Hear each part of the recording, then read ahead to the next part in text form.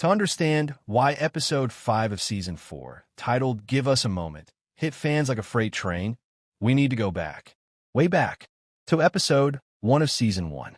If you've seen it, you already know. If you haven't, brace yourself. Omni-Man murdered the original Guardians of the Globe, and one death, in particular, became the defining image of how brutal this show was willing to get. Red Rush's final moments, killed slowly and agonizingly from a Viltrumite's perspective, where every second stretches into an eternity as a skull was compressed between two impossibly powerful hands that he punched. He clawed. He begged with his fists. It didn't matter. Nothing was strong enough to stop it. That moment told audiences everything they needed to know. This wasn't your average superhero show. This was something darker, something that didn't flinch. And for 3 seasons, that image sat in the back of our minds as a reminder. Nolan Grayson, Omni-Man, was capable of something monstrous, even when he began to change, even when he started to feel guilt, even when he started to try. That memory stayed, until Season 4 brought it back, in the most devastating way possible. The crew is traveling through space. Mark, Nolan, Oliver, Alan, and the newly recruited Tech Jacket headed toward the coalition of planets. The mood is cautiously optimistic, if strained. Oliver is cold toward Nolan. Tech Jacket is uneasy around Omni-Man. Then the peaceful journey ends when a Viltrumite gunship strikes. The ship explodes. Chaos. And then him, Conquest, acting on orders from Grand Regent Thrag himself, still alive, still hungry. You won't believe what happens next. Mark discovers Conquest is alive and freezes. Oliver rushes in instead and gets swatted aside like a bug. Conquest grabs Oliver's head, and he begins to squeeze Oliver, just like Red Rush before him, desperately tries to punch the chest of his opponent. He isn't strong enough.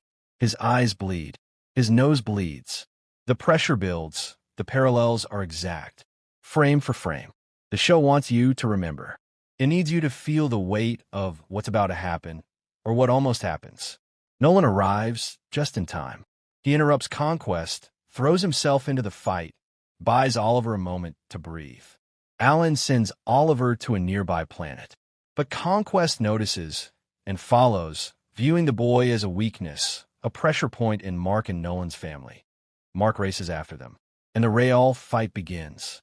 What director Sun Choi captures next is a sequence built on a fascinating, terrifying hook.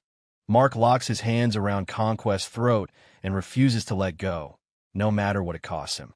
Every blow, every punch, he takes it all, because letting go means Conquest lives. And Conquest, living means everyone Mark loves dies. They drag each other across an uninhabited world, destroying everything in their path. And then, in what might be the single most disturbing scene in the show's history, Conquest punches a hole through Mark's stomach and tears out his intestines. Mark never lets go, just when you thought it was safe. Invincible does this.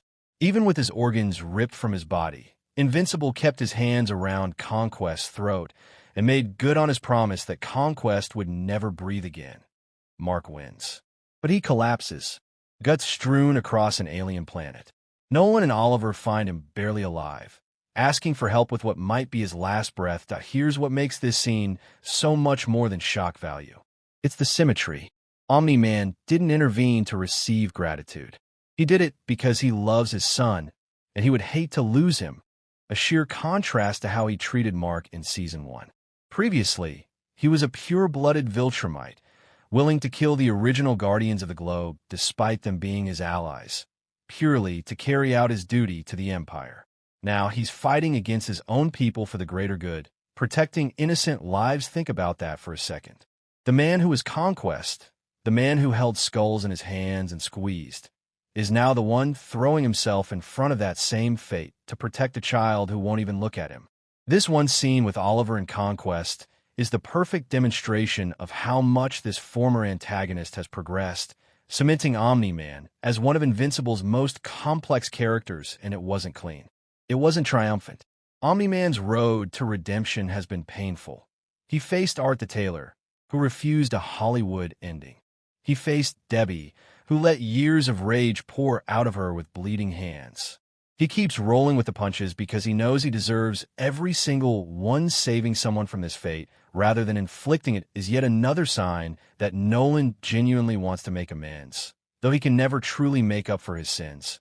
This is what great storytelling looks like. Not a villain who flips a switch and becomes good, but a monster who earns every inch of his humanity, one brutal, painful episode at a time. This scene shocked fans, and they are talking. The Red Rush callback has fans going back to Season 1 frame by frame, comparing the two sequences side by side. The deliberate mirroring isn't accidental. The show's writers knew exactly what they were doing, and fans are calling it one of the most emotionally intelligent callbacks in the entire series. But here's the question everyone is asking right now. Where does this leave Oliver? While Mark recovers from almost dying, Nolan and Oliver will share moments that help them understand each other better and grow as a family.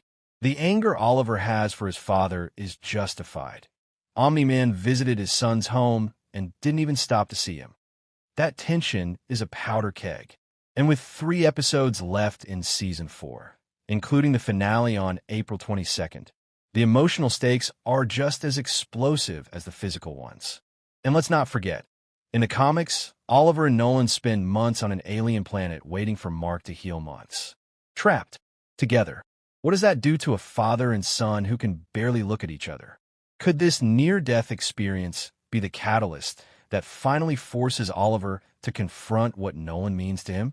And what does it mean for the Viltrumite War now that their strongest fighter is lying in his own entrails on a rock in the middle of nowhere? Invincible Season 4 is proving, episode by episode, that it isn't just a superhero show. It's a story about legacy, guilt, love, and what it actually costs to change.